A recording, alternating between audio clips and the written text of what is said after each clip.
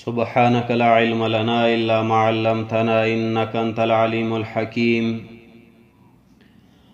رب اشرح لي صدري ويسر لي أمري واحلل عقدة من لساني يفقه قولي رب زدني علما رب يسر ولا تعسر وتمم بالخير أعوذ بالله من الشيطان الرجيم بسم الله الرحمن الرحيم الذين يؤمنون بالغيب ويقيمون الصلاة ومما رزقناهم ينفقون. مقصد د سورة البقرة بیان د څلورو مسائلو: اثبات توحید، اثبات رسالت، جهاد و انفاق فی سبیل الله. سورت تقسیم دے په څلورو حصو. اوله حصہ سل آیاتونه په اوله حصہ کې اثبات توحید ذکر کئی. دویمه حصہ د آیت نمبر 101 تر 106 پوری په دویمه حصہ کې اثبات رسالت ذکر کئی. دریمه حصہ 120 نه 253 پوری په دریمه حصہ کې جهاد فی سبیل الله تعالی.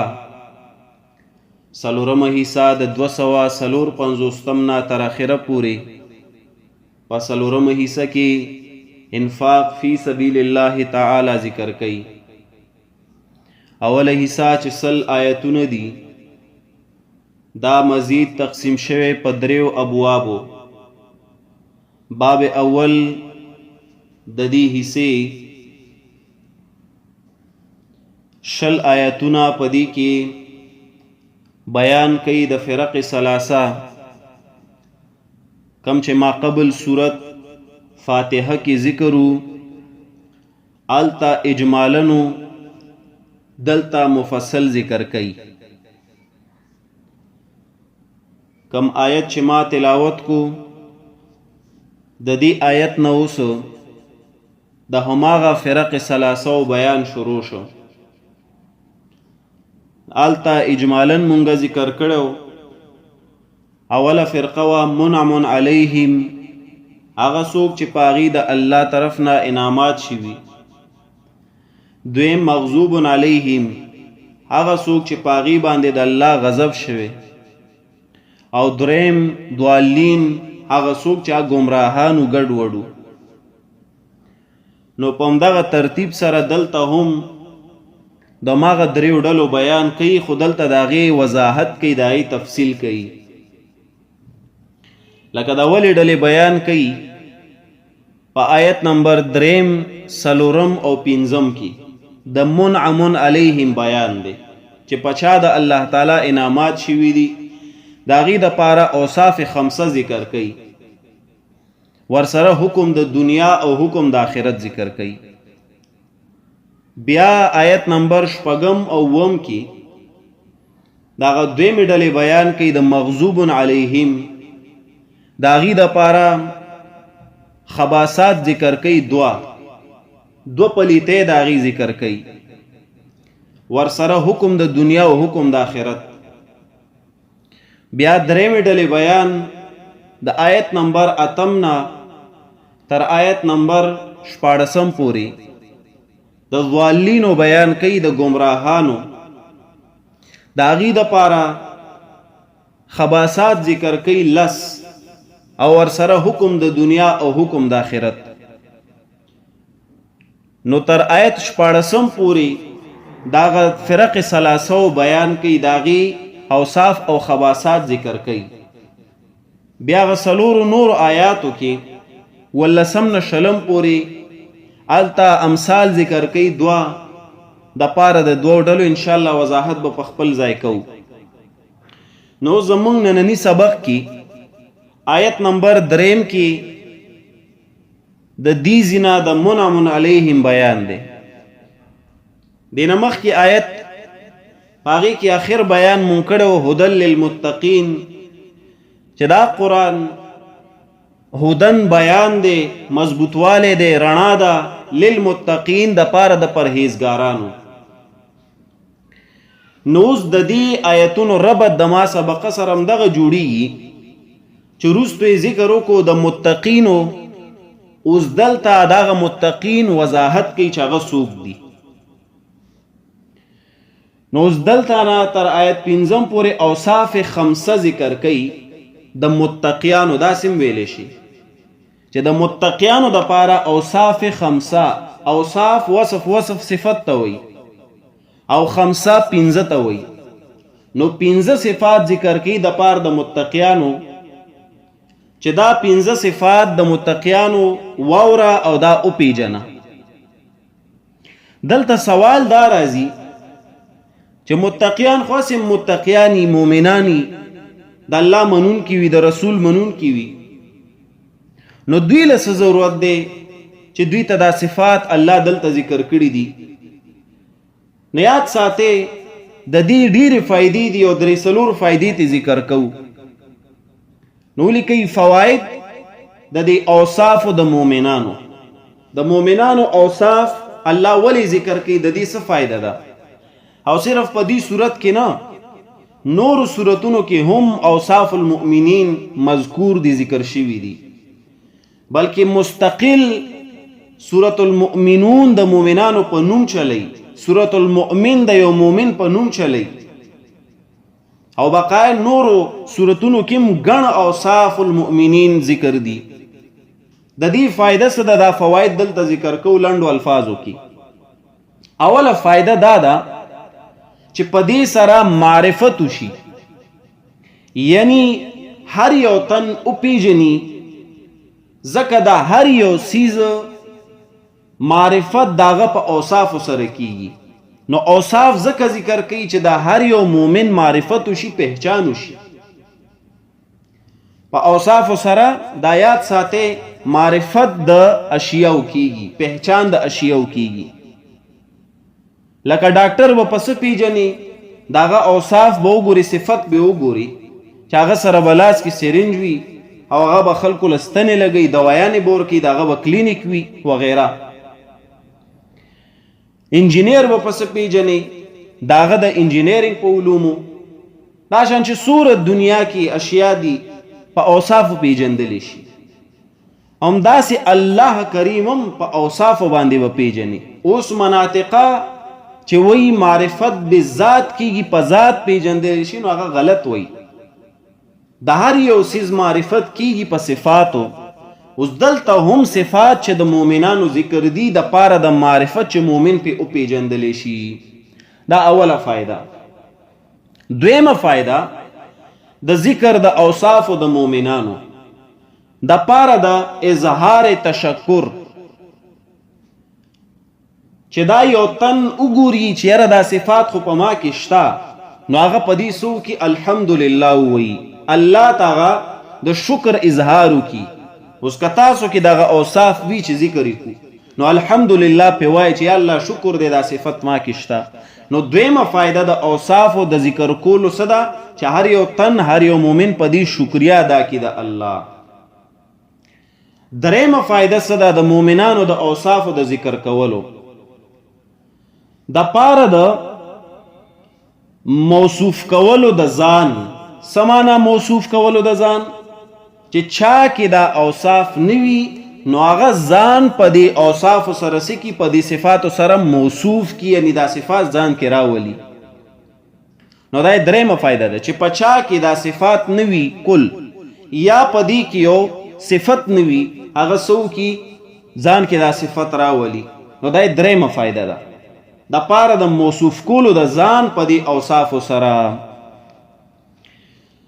بل فائدہ د اوصاف المؤمنین د ذکر کولو د پاره د بیان، چې نور د پاره هم دغه اوصاف بیان شي چې هغه په دې باندې څه شي موصوف شي.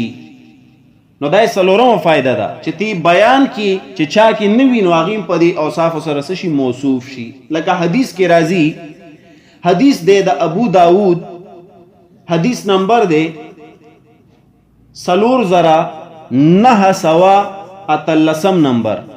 4918 نمبر حدیث دے د صحیح ابو داود پر روایت د ابو هريره رضی اللہ تعالی عنہ اگر آوی دے رسول اللہ صلی اللہ علیہ وسلم فرمائی المؤمن مرآت المؤمن وی مومن دا آئینه دا د پاره د مومن یو مومن د بل مومن د پاره آئینه ده سمانا چې په یو مومن کې د مومنانو یو وصف نوي نو دا بل مومن ورته ځان وښیي چې هلکه دا صفت ما کې شته یا قرآن کې ذکر دی دا ته ځان کې راوله بیا رسول الله صلی الله علیه وسلم فرمایي والمؤمن اخو المؤمن او مومن دا د مومن رور دی او رور چرې هم د خپل رور بد نه غواړي دریم یکف علیه ضیعته رسول الله صلی الله علیه وسلم فرمایي چې مومن به د بل مومن سبق یکف علیه ضیعته داغه د مال نقصان نه بچ کی چې داغه مال په یو ځای کې ضایع کیږي نو دی به په لاس دی هغه به د نقصان نه سکی بچ کی دام د مؤمنانو یو وصف دی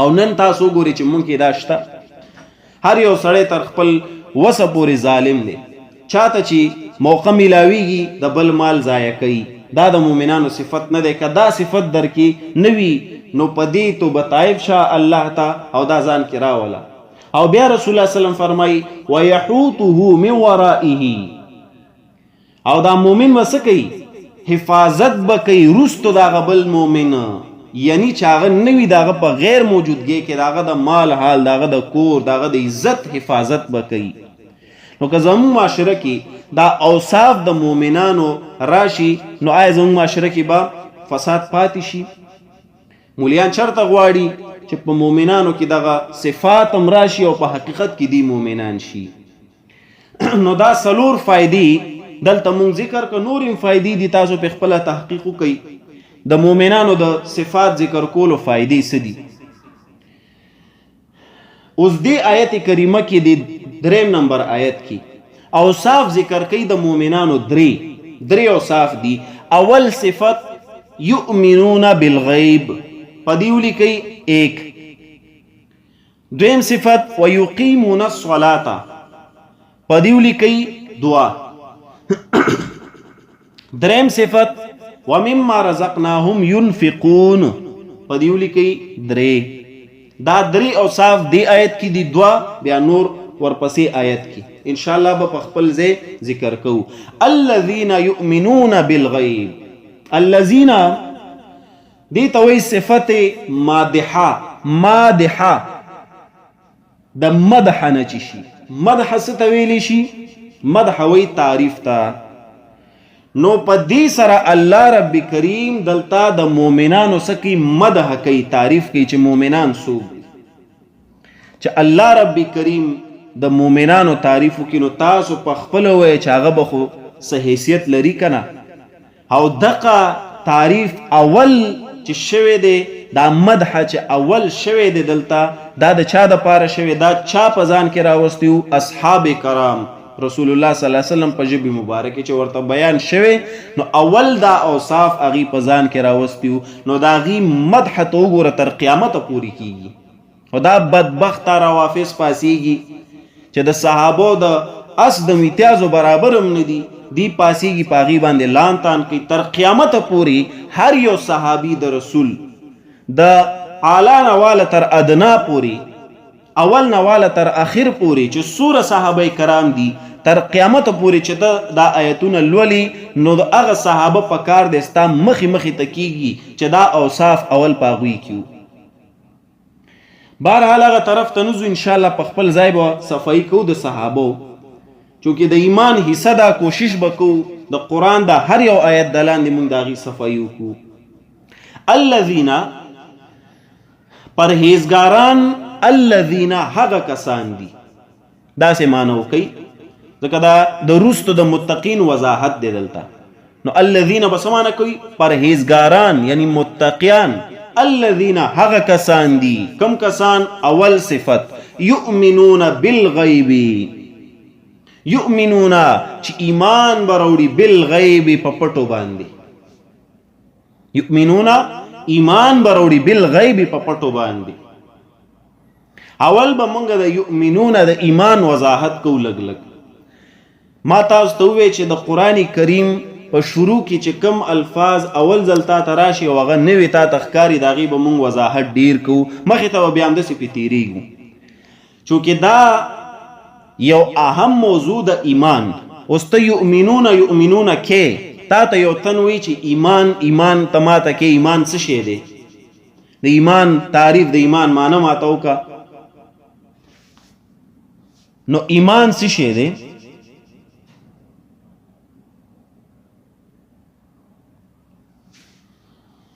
یؤمنون بالغیب، یؤمنون ایمان څه دی؟ اول به په دې خبره کو چې ایمان څه شی دی، په دې ځان پوه کړي. په لغت کې ایمان د قرآن کریم په رڼا کې چې موږ وګورو په دریو معنو باندې ذکر دی.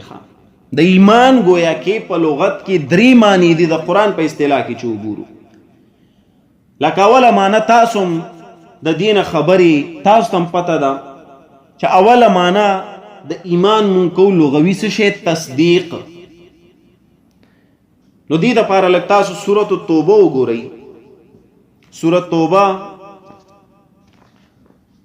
9 نمبر سورت، آیت نمبر دے 61. ومنهم الذين يؤذون النبي، او بعض د دوی کسان دي يؤذون النبي چې تکلیف رسی پیغمبر ته، ويقولون او وی هو اذنون، دا پیغمبر اوریدونکی دی د هر چا. هغه وخت مراد نبی علیہ السلام او هغه منافقانو چې هغوی به د رسول الله صلی الله علیه وسلم په باره کې خبرې داسې وکړي چې هغه به یې خفه کړ. نن وارث د پیغمبر دغه پسې پشي شا خبره کول چې هغه تا نه د هیڅ شي تمه نه ساتي، هغه خفه کول په دې کې ګورې داخلیږي. قلوا اذن خیر لکم، اوریدونکی دی د پاره د فایدو ستاسو. یؤمنو بالله، ایمان راوړي په الله دا پیغمبر. ویؤمنو للمؤمنین، دا به نه وی چې ایمان راوړي په مؤمنانو باندې، د پیغمبر څه کار چا په مؤمنانو ایمان راوړي. ویؤمنو للمؤمنین، او تصدیق کوي للمؤمنین د مؤمنانو. دلته ایمان به معنی تصدیق. نور مقامات شته ان شاء الله په خپل ځای به بیا د دې وضاحت کو. یو بل سورته مو ګوري خیر دی، سورته یوسف. سورته یوسف کې هم ایمان راځي په معنا د تصدیق. سورته یوسف 12 نمبر سورت دی، آیت نمبر دی 18. قالوا يا ابانا انا ذهبنا نستبق وتركنا يوسف عند متاعنا فاكله الذئب. ویل دی اے بابا جی زمونږ ورونه یادې دی یوسف علیه السلام، لاړو مونږ منډې وخلې او پرېښو مونږ یوسف خپل سامان څخه، نو وخوړو هغه له شرمخ. وما انت بمؤمن لنا، او نیت اے بابا جی یعقوب علیه السلام ته او نیت ایمان راوړونکی په مونږه. نو پیغمبر به په خپلو بچو ایمان راوړي نه. وما انت بمؤمن لنا، او نیت تصدیق کوونکی زمونږه. نو دلته ایمان به معنی تصدیق. نو اوله معنا لغوي مونږ سره د ایمان سره هغې تصدیق. دویمه معنا د ایمان عقاید حق. عقاید حق لکه چې مونږه ایمان په خپله معنا واخلو. عقاید حق یعنی د الله رب کریم په ذات باندې ایمان راوړل. عقاید حق تسلیمول. سورة آل عمران 193 آیت دے 193. ربنا اننا سمعنا منادیا ینادی للایمان ان آمنوا بربکم. دا چې ایمان راوړئ په رب خپل، دا عقیده ده د توحید یعنی عقاید حق تسلیمول، دا هم د ایمان یو معنی ده. درېمه معنی ده ایمان به معنی خشیت، په معنی د خوف، خشیت، یره. دی د پاره وګورئ سورة قاف. سورت دے سورة قاف، سورت نمبر دے 50 نمبر سورت، 50 نمبر سورت، آیت نمبر دے 33 نمبر آیت. من خشی الرحمن بالغیب، هغه څوک چې ویریدو الرحمن مهربان باچانه بالغیب نادیدا، وجاء بقلب منیب، او راغلی بقلب منیب په زړه روغ سره. دلته دا خشیه یاد ساتي. بل سورته مو ګورئ، سورة الملک، سورة الملک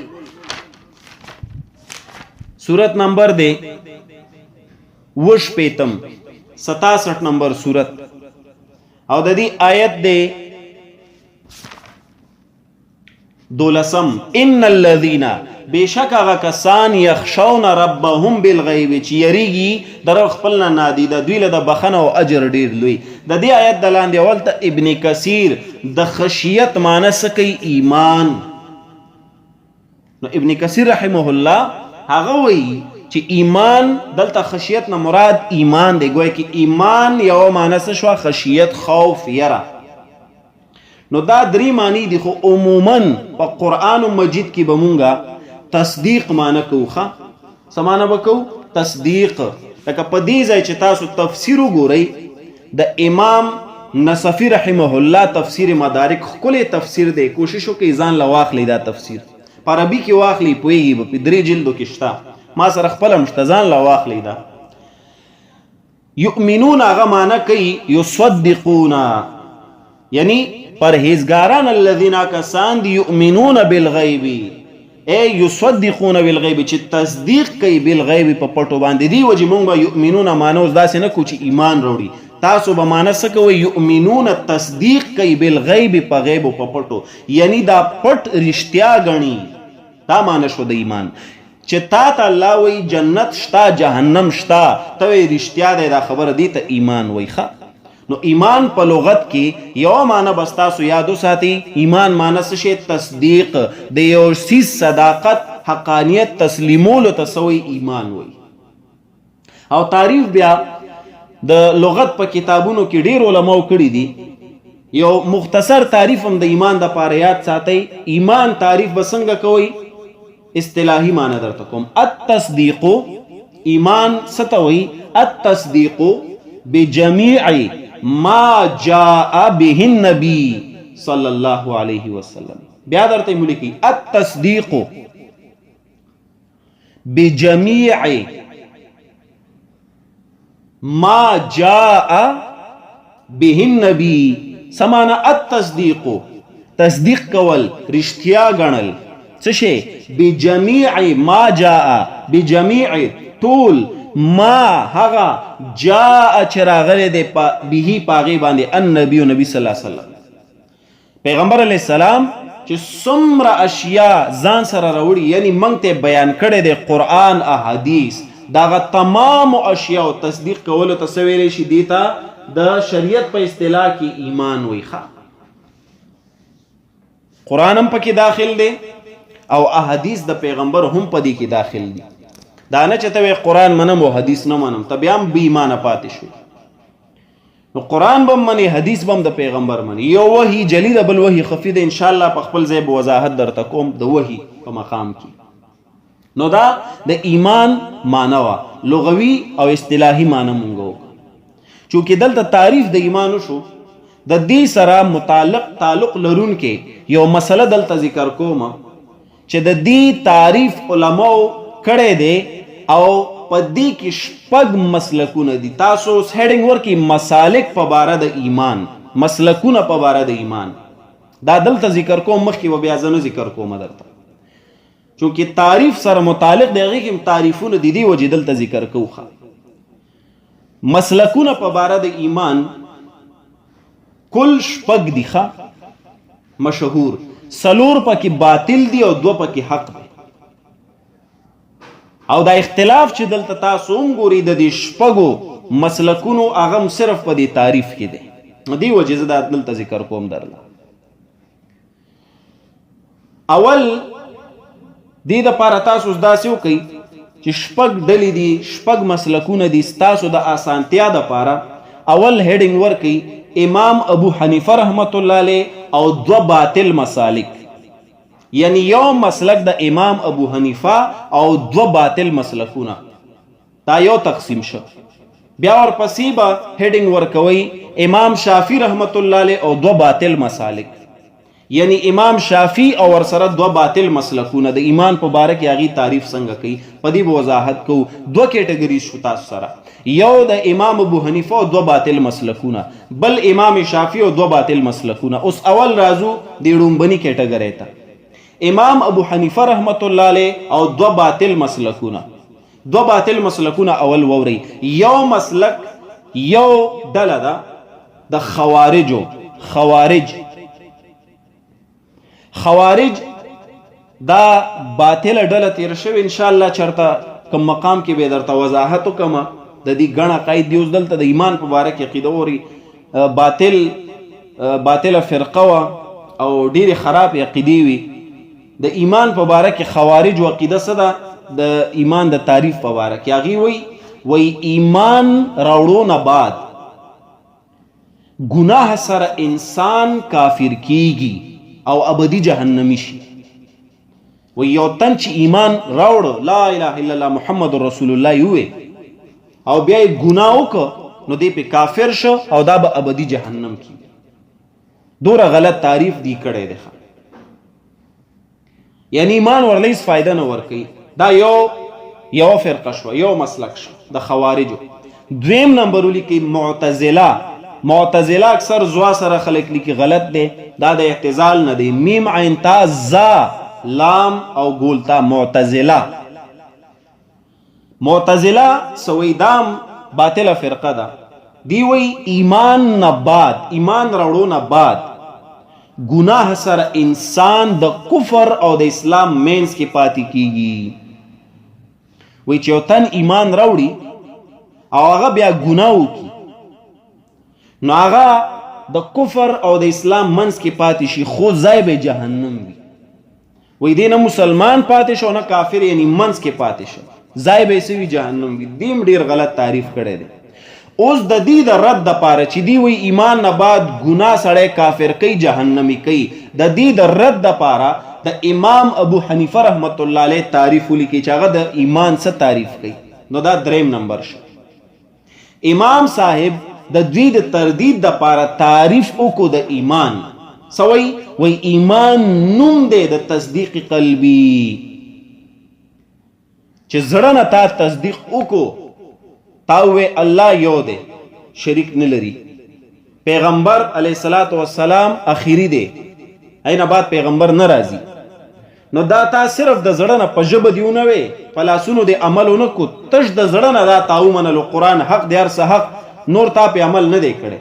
نو امام ابو حنیفه وی ایمان نوم دی د تصدیق قلبی، که ګناه وکړي هم ایمان دی باقی دی او دا به یو ځل ضرور تعالی نجات درکړي، جنت ته به دی داخلوي.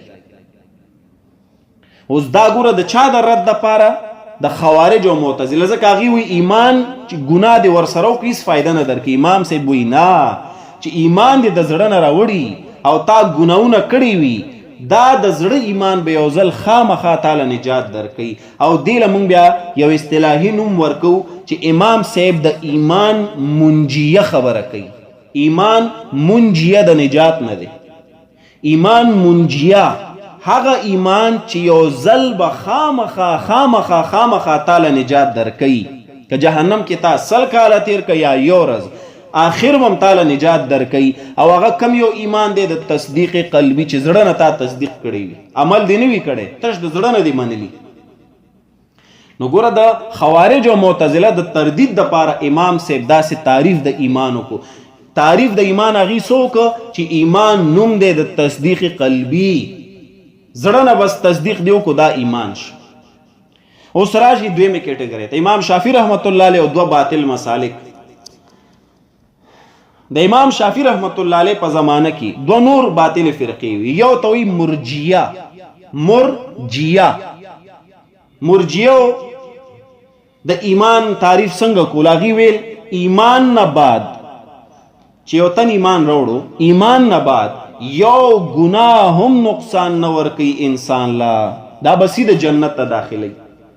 یو تن وایي چې یو ځل ایمان راوړي او بیا که هر څه کوي، وی دا ګناه ایمان ته نقصان نشي ورکولی، دا به سیده جنت ته ځي. مطلب بس یو ځل ووایه چې لا اله الا الله محمد رسول الله، بیا چې څه کې کوه هر څه درته آزاد. دا څومره غلط تعریف مرجیه وکړه. بیا داغه په دور کې دویمه باطله ډله جهمیه ها سره لیکل کېږي جهمیه سویل ایمان نه بعد اعلان د کفر کولو سره هم ایمان ته نقصان نه رسی و یو تن ایمان راوړي او بیا په خپل هم وایي چې یاره زه سره خدای نه منم، زه قرآن نه منم، معاذالله زه حدیث نه منم، زه هیڅ نه منم، وایي دی پې کافر کېږي نه نقصان ورله نه ورکوي، دا بسي د جنت ته ځي. ایمان نه بعد چې یو تن اعلان هم وکړي د کفر هغې سره ایمان ته وایي نقصان نه رسیږي، دا بسي د جنت ته ځي. مطلب د دې څه دی د مرجعو جهمیو چې یو ځل ایمان راوړه بیا چې څه کې کوه ته بسي د جنت ته داخلیږي. امام شافعي رحمت الله علیه راغی. نو دریم نمبر اوس دلته ولیکئ شوافیو مسلک. امام شافعي رحمت الله علیه د پاره د تردید د تعریف د ایمان چې دی څنګه د ایمان تعریف وکړو هغه بل شان تعریف وکړو د ایمان. هغه ویل چې ایمان مرکب دی د دریو شیزونو. ګوره لفظ مرکب من د ګڼو اشیاو د پاره استعمالو، لکه زیم دو مفرده چې د یو ځای که دی نه څه جوړېږي مرکب، درې د یو ځای که مونږ څه ویو مرکب، لکه تاسو به ویلي مرکب اضافي توصیفي وغیره په عربۍ کې مونږ اکثر وایو. نو امام شافعي ویل چې نه، کم ایمان خبره چې تاسو کوئ چې سیده جنت ته بیایي نو هغه مرکب دی د دریو شیزونو. یو تصدیق بالقلب، د زړه نه منل قرآن د الله کتاب دی صحیح، او بیا تصدیق باللسان په ژبې باندې بیا اقرارم کول خلکو ته ویل چې قرآن د الله کلام دی او دغه ویل دا زده کول. دو شو، اول تصدیق بالقلب، دویم اقرار باللسان په ژبې باندې اقرار کول، او دریم عمل بالجوارح. عمل بالجوارح جیم و الف را ح جوارح، عمل کول په خپل اندامونو، منځ کول، زکات ورکول، روجی نیول. نو امام شافعي رحمت الله علیه وی چې ایمان مرکب دی د دریو شیزونو، تصدیق بالقلب، اقرار باللسان، عمل بالجوارح. دا مرکب د ایمان دا چې پتا کې راغې دا به تاسې د جنت ته بیایي. کم ایمان چې تاسې د جنت ته بوځي هغه درې اشیا غواړي، تصدیق بالقلب هم غواړي، اقرار باللسان هم غواړي، او عمل هم غواړي. دا نه چې هیڅ دیونه که سیده به جنت ته ځي. دا د چا د رد دپاره؟ مرجعو جهمیو د رد دپاره. گویا کې د امام شافعي رحمت الله علیه د دې خبرو حاصل څه دی په آخره کې مونږ دې دپاره یو اصطلاحي لفظ ذکر کوو. امام شافعي خبره کوي د ایمان کامل منجیه، مکمل چې تعالی نجات درکوي د عذاب نه. امام شافعي د هغې خبره کوي. او امام ابو حنیفه د څه شي خبره کوي؟ ایمان منجیه. امام صاحب وی د ایمان منجیه خبره درته کوي، هغه ایمان چې تعالی به یو ځل خامخا نجات درکوي. امام شافعي د څه خبره کوي؟ ایمان کامل منجیه چې کامل تعالی نجات درکوي. هغه کم یو ایمان دی؟ ایمان تصدیق بالقلب، اقرار باللسان، عمل بالجوارح. او امام ابو حنیفه چې وی د ایمان منجیه چې یو ځل به خامخا نجات درکوي هغه څه شی دی؟ تصدیق بالقلب. حاصل د دې خبرو دا سلور باطل فرقه، خوارج، معتزله، مرجیه، جهمیه، د دې د تردید د پاره امام ابو حنیفه یو شان تعریف وکړو، امام شافعي بل شان تعریف وکړو. خلک وایي یاره د امامانو په منځ کې اختلاف دی د ایمان په تعریف کې. مونږ وایو هیڅ اختلاف نشته. امام ابو حنیفه رحمت الله علیه دی تعریف ته چې وکتلی شي هغه گویا کې لغوي تعریف کړی دی د ایمان. لغت کې مونږ ایمان څه ته وایو؟ تصدیق بالقلب ته وایو که نه وایو؟ گویا کې هغه د ایمان لغوي معنی کړی درته وختي چې څنګه ما وکړو تصدیق ته ویلی شي ایمان بالقلب. او بل خو امام شافعي رحمت الله علیه چې وګوري گویا کې هغه درته د ایمان اصطلاحي تعریف کړی دی چې اصطلاح شریعت کې ایمان څه شی دی؟ تصدیق بالقلب، اقرار باللسان، عمل بالجوارح. نو یو درته د ایمان لغوي معنی کې، بل درته اصطلاحي معنی کې. نو دې کې اختلاف د کوم ځای راغی؟ ناسی بعض خلق هوا ورکی دی خبرې ته چې امام ابو حنیفه و امام شافعي په منځ کې اختلاف دی په لفظ د په تعریف د ایمان. گویا کې امام شافعي هغه اصطلاحي تعریف کړي، امام ابو حنیفه هغه درته لغوي تعریف کړي، کوم چې منګه وکړه. او په دې کې یو بل خبر یاد ساتي، امام ابو حنیفه رحمت الله علیه د مسلک په باره کې مونږ یو بل خبرم کو چې هغه وی ایمان بسیط دی. بسیط څه ته وایي؟ ولاړ ته وایي. هغه ګورې زه دې ځکه نه ذکر کوم، ښه دا به تاسو خلط کوئ نه، مکس کوئ به نه. داسې دلته تش د ایمان تعریف تاسو ذکر کړئ، هله به درته ښه زده کېږي. ایمان بسیط دی، ولاړ دی، او کنه ایمان زیاتیږي دا به انشاءالله د هغه صورتونو آیاتو د لاندې ذکر کوم چېرته چې د ایمان د زیادت خبره شوي، لکه سورة آل عمران او انفال کې به تاسو ګورئ انشاءالله چې ایمان بسیط دی او کنه دا ځان له جدا بحث دی. او بل خوا ایمان مرکب دی، او که ایمان تعریف امام ابو حنیفه څنګه کړی، امام شافعي هغه ځان له بحث شوخه. نو په دې کې اوس دا یاد کړئ چې د ایمان منګه یو لغوي معنی وکا. لغوي معنی د ایمان څه شی دی؟ تصدیق. او یو اصطلاحي معنی مونږ وکړو. اصطلاحي معنی څه شی دی؟ چې التصدیق بجميع ما جاء به النبي صلی الله علیه وسلم.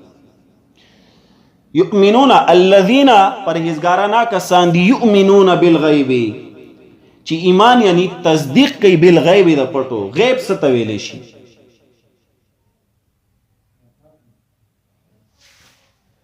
الذين يؤمنون بالغیب پرهیزګاران هغه کسان دي، یؤمنون بالغیب چې تصدیق کوي بالغیب په پټو باندې، یعنی د پټو تصدیق کوي. اوس غیب څه شی دی؟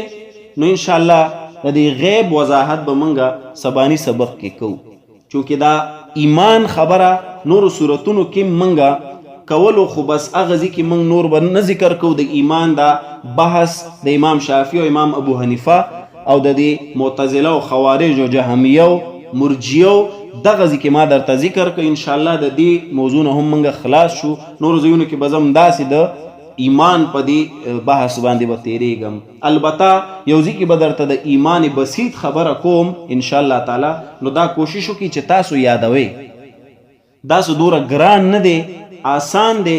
یو ځلم واورېده دا تاسو ولیکئ، یاد کړئ، بیا چې د خیر سره دا درس تاسو ته میلاو شي، بیا یو دوه درې ځله واورئ، نو دا به ان شاء الله تاسو ته یاد شي. په غیب باندې به ان شاء الله مونږه سبانی سبق کې وضاحت کوو. وصلی الله تعالی علی خیر خلقه محمد و آله و اصحابه اجمعین برحمتک یا ارحم الراحمین.